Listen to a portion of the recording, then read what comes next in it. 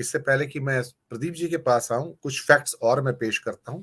2014 में supreme court ने उत्तराखंड के इलाके में 24 पावर प्रोजेक्ट्स के निर्माण पर रोक लगा दी थी, क्योंकि वो खतरा पैदा कर रहे थे आम लोगों के लिए भी और पर्यावरण के लिए भी।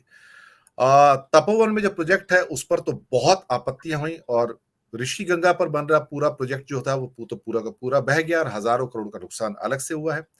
पिछले 40 सालों में सिर्फ उत्तराखंड के अंदर ही 8 लाख हेक्टेयर वन भूमि काटी गई है। 8 लाख हेक्टेयर जंगल उजाड़ दिए गए, पहाड़ काट दिए गए। 60 से अधिक hydro power projects, Bhagirathi, Alaknanda, छोटे मोटे मिला के कितनी पर्यावरण की हानि हुई होगी, सोचने वाली बात है।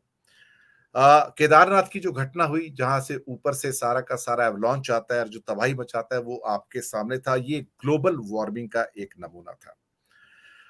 अनुमान ये है कि सन 2100 तक, यानी कि और करीब करीब 78-80 साल तक 2/3 ग्लेशियर सारे हिमालय के पिघल जाएंगे, और उनके पिघलने का मतलब है कि 12मासी जो नदियां हैं वो सूख जाएंगी, और कहीं ना कहीं जो पहाड़ों के अंदर जो उनके पर्यावरण का संतुलन है वो बिगड़ जाएगा, और वहां पर बड़े बड़े विपदाएं जो हैं वो बिल्कुल आपके सामने खड़ी होंगी।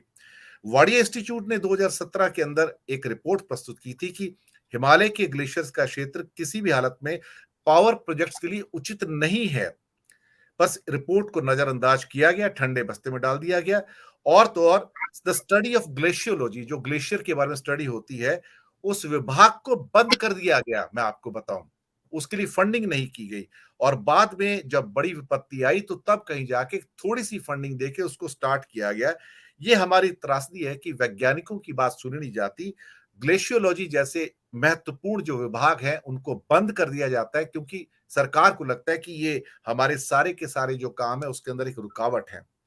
हिमाचल के अंदर पिछले कुछ सालों में जो विपदाएं आई हैं, विशेष रूप से जिस ढंग से पहाड़ दरके हैं और कई लोगों की मौत हुई है, कई गांव जो उसके अंदर बह के चले गए हैं, वो भी आपके सामने है। तो ऐसा नहीं कि हिमाचल की जो टोपोग्राफी है उत्तराखंड से कुछ अलग है। जब विपदा आएगी हिमालय के क्षेत्र में, चाहे वो अपना भूकंप के रूप में हो, या फिर भूस्खलन के रूप में हो, या किसी और रूप में हो, वो ना जाने अपने साथ क्या क्या बहा कर ले जाएगी। मैं आता हूं प्रदीप चौहान जी आपके पास। आपने अभी दूसरे विद्वानों की बात भी सुनी, मैं आपकी टिप्पणी और ऑब्जर्वेशन भी सुनना चाहूंगा, और दर्शक भी बेताब हैं आपकी टिप्पणी सुनने के लिए। प्रदीप जी। देखिए दिनेश जी, मैं अगर अपनी टिप्पणी की बात शुरुआत करूं तो मैं ये कहूंगा कि देखिए, सबसे बड़ी ट्रेजेडी आज के हिंदुस्तान की ये है कि आज के हिंदुस्तान में दो ही चीजें चल रही है। या तो आप हिंदुत्व के नाम पे कोई भी काम कर लो, अगर वो ना चले तो आप जो है वो देश की सुरक्षा के नाम पे काम करा लो। ये दोनों हथकंडे अपना लो, फिर कुछ भी कर लो आप। आज के हिंदुस्तान में ये चल रहा है। दरअसल रही बात, देखिए जैसे सिंगर साहब ने कहा कि जो कांग्रेस गवर्नमेंट थी पहले, उन्होंने दोनों प्रदेशों को, उत्तराखंड, हिमाचल, दोनों को जो पर्यावरण को नुकसान पहुंचाया वो बिजली परियोजनाओं के नाम पे पहुंचाया। दोनों ही राज्यों में इतनी बिजली परियोजनाएं चलाई, इतने सारे प्रोजेक्ट चलाए उन्होंने कि इन दोनों राज्यों की जो पूरी इकोसिस्टम है वो चेंज कर दिया। अब इस जो प्रेजेंट सरकार है, ये डेवलपमेंट के नाम पे, इंफ्रास्ट्रक्चर के नाम पे वही काम कर रही है, दोनों चीजें।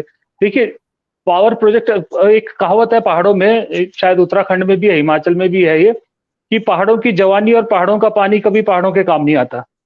पहाड़ों की जवानी इसलिए काम नहीं आती क्योंकि रोजगार के लिए उनको दूसरे राज्यों में जाना पड़ता है, और पहाड़ों का पानी इसलिए काम नहीं आता कि भाई बिजली आप हमारे यहाँ पैदा करते हैं, पावर प्रोजेक्ट हमारे यहाँ लगाते हैं, सारी नदियां हमारी है, लेकिन वो पावर जाती कहाँ है? वो पावर जाती है दूसरे स्टेट्स को, क्योंकि आपने अपने प्रोमिस किए होते हैं कि हम आपको 24 आवर बिजली सप्लाई देंगे, है ना।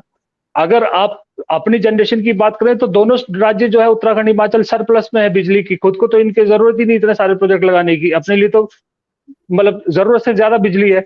दूसरों के जो सप्लाई या दूसरों की डिमांड पूरी करने के लिए या दूसरों को ओस करने के लिए आपने इन दोनों राज्यों की कैसी तेजी फेर दी है। अब मैं आपको अपने इसकी बात बताता हूँ, कैपिटल की, शिमला की। शिमला आपको मालूम है, अगर आपने देखा तो ऐसे पहाड़ी के ऊपर बसा हुआ है, और फिर उसके बाद ऐसे स्लाइड करता दोनों तरफ को। ऊपर टॉप पे जाके एक रिज मैदान है, सर, अंग्रेजों ने बनाया था, रिज मैदान है, खुला मैदान है। उसके नीचे एक पानी का टैंक है, तकरीबन मेरे ख्याल 5 लाख लीटर या ऐसा क्यूबिक लीटर ऐसा कुछ है उसकी कैपेसिटी है।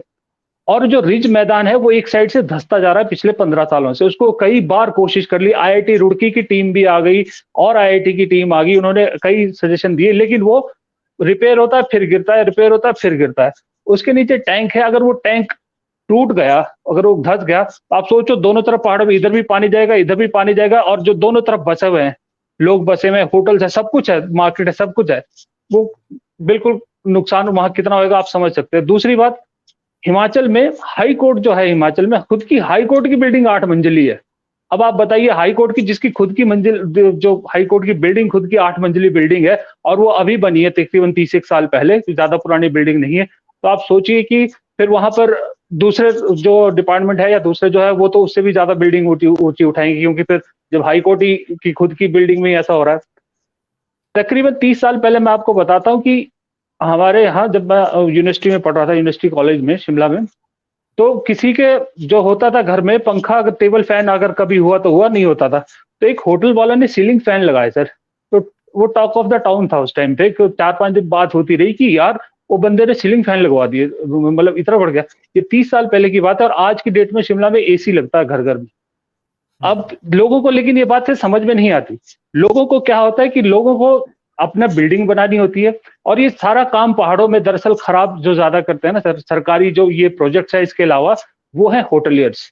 होटलियर्स के पास अगर 200 स्क्वायर फीट जमीन है ना, तो 200 स्क्वायर फुट की वो एक एक इंच इस्तेमाल करना चाहता है कि मेरे ज्यादा से ज्यादा कमरे बने। अगर हम और आप घर बनाएंगे तो हम शायद थोड़ा लॉन के लिए थोड़ा ऐसी जगह छोड़ भी देंगे, होटलियर नहीं छोड़ते।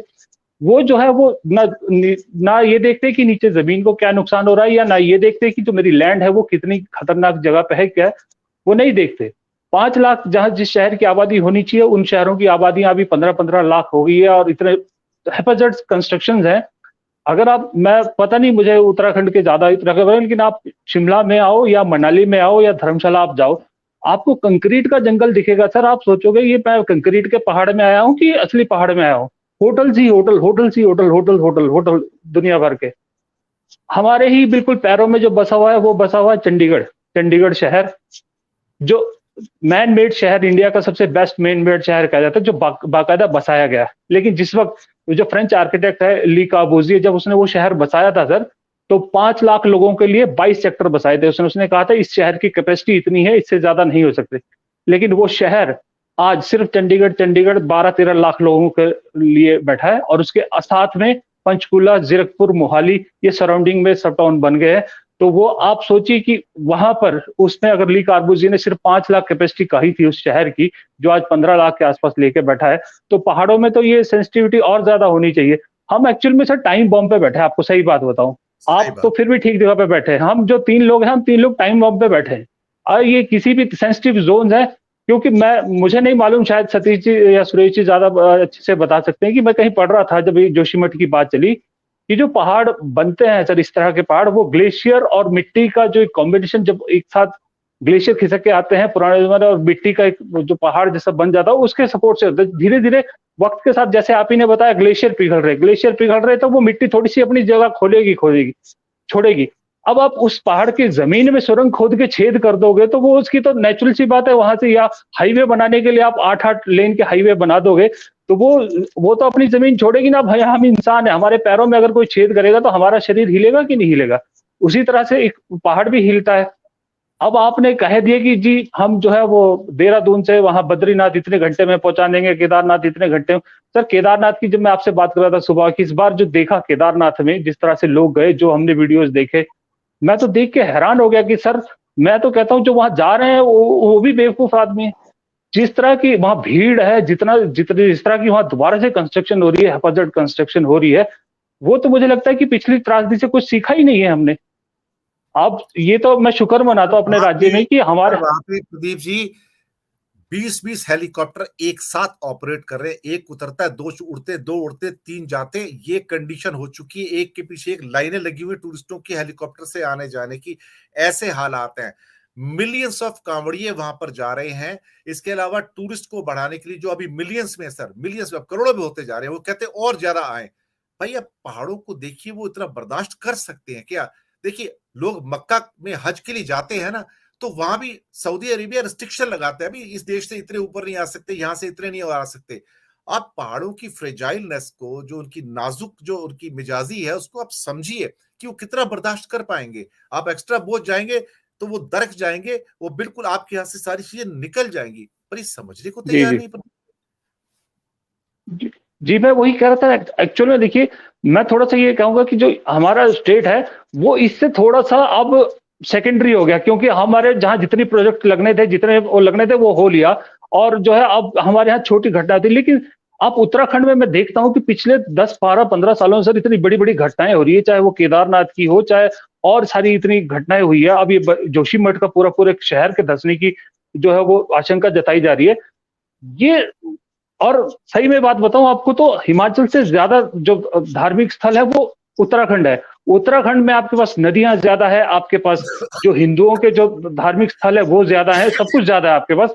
तो वहाँ जी, जो आपने हिंदुत्व के नाम पे जो एक धार्मिक टूरिज़्म बढ़ाने की कोशिश की है ना, उससे आपने दरअसल पहाड़ों को मार दिया और पहाड़ों में रहने वाले लोगों को ये कह दिया है कि भाई, ये हमने ज़हर रखा है, तुमने आज खाना है आज खाओ, कल खाना है खाओ, लेकिन मरना तुम्हारा तय है।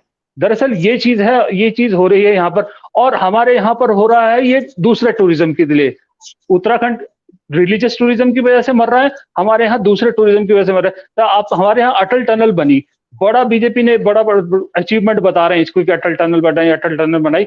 लेकिन अटल टनल जस्ट अभी जब सीजन खत्म हुआ, अटल टनल क्रॉस करते ही 13 13,000 टन कूड़ा, 13,000 टन कूड़ा मिला सर वहां पर। अब आप सोचो, जब इकट्ठा किया 13,000 टन कूड़ा, प्लास्टिक बॉटल्स वगैरह वहां पर, कहां पर? पहाड़ों में, जहां पर बिल्कुल इकोसिस्टम जो है इसके खिलाफ है। तो ये क्या फायदा, ऐसी ऐसी डेवलपमेंट का क्या फायदा सर? आप तो चलो, हम आप तो निकल लेंगे, लेकिन हमारी नेक्स्ट जनरेशन कहाँ जाएगी? वो क्या क्या देखेगी? उसके पास क्या बचेगा?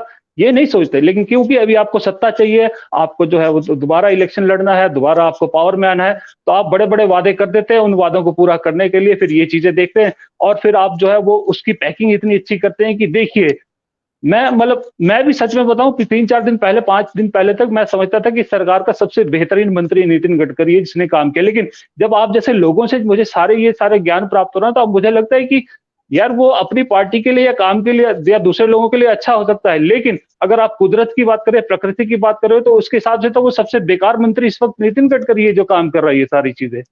तो एक्चुअल में मेरे को सर फ्रस्ट्रेशन ज्यादा है दरअसल इस चीजों से। अगर मेरे को कभी मौका मिला तो फिर वो दूसरी भाषा भी हो जाएगी शुरू, इसलिए आपसे थैंक यू। नहीं, नहीं, नहीं, कोई बात नहीं।